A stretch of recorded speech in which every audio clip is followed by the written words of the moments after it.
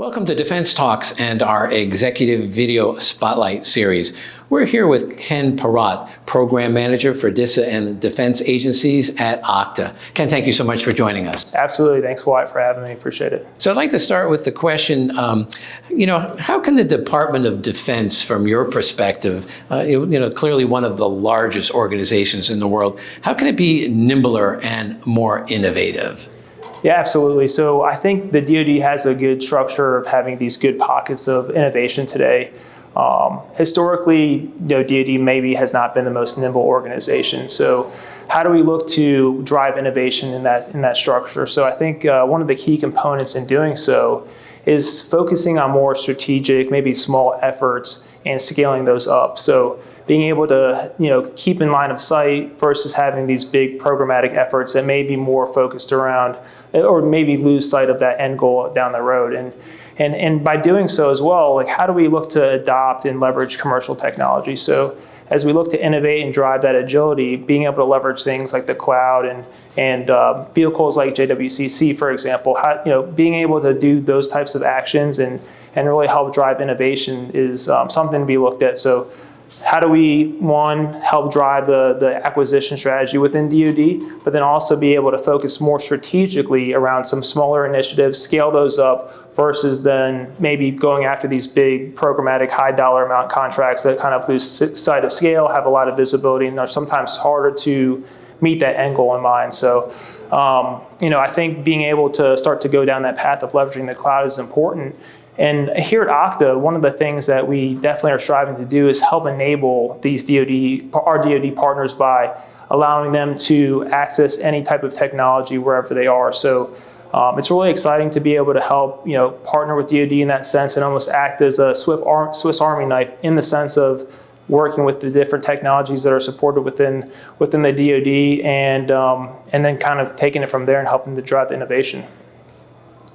And then next, I'd like to ask, how are new initiatives like Zero Trust and CMMC and the second generation of that making the DoD more secure from cyber attacks? Right. So I think Zero Trust, for example, has definitely done a great job of accelerating the new modernization of the cybersecurity posture within the DoD. I think the DoD has been going down that path of Zero Trust for some time thus far. But really, when you think about it, the constructs of Zero Trust that have really been brought to light is, in the past, we're not necessarily working around protecting this castle or building this moat around the castle, so to say, but now data is spread across everywhere. So now we really need to look at how do we protect all these different levels of data and being able to access that data wherever you are. So one of the things here at Okta that we're really trying to partner with DoD is being able to say, no matter where your data resides or wherever your user may be, we're going to go help you access that data. So digging a little bit deeper into Zero Trust, and you're talking about from the identity perspective, there's a few different things that were outlined in M2209 that were more specific to identity, one of those being a consolidated user environment or identity service. And really when you think about that, there's different components that the DoD you can think of within that construct. So there's all different types of personas as it pertains to the workforce of the active service members, the contractors that are supporting those internal applications and systems within the DoD. There's also the folks that kind of sit on the outside, or maybe they're dependents or part of the DoD community that are also accessing applications. There's folks in the DoD today that have active CACs. There's folks in the DoD that don't have CACs. So how do we mesh all these different personas together in a synchronized user store is the kind of first pillar. The second pillar would be working towards multi-factor authentication. So we've seen the result of some scenarios where multi-factor authentication isn't available, and you kind of see the result there. So working into phishing-resistant multi-factor authentication is another piece that was called out.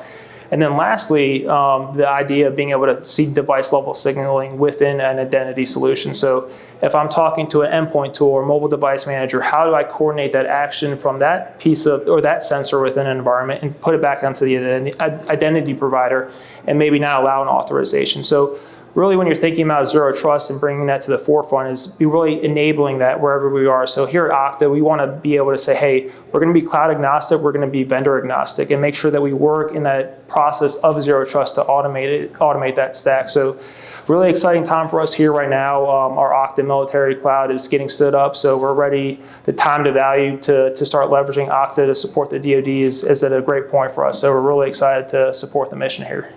Well, Ken Parrotte, thank you so much for taking a few minutes to stop by here at Defense Talks and share some of your insights around zero trust and some of the other issues around cybersecurity in the Defense Department.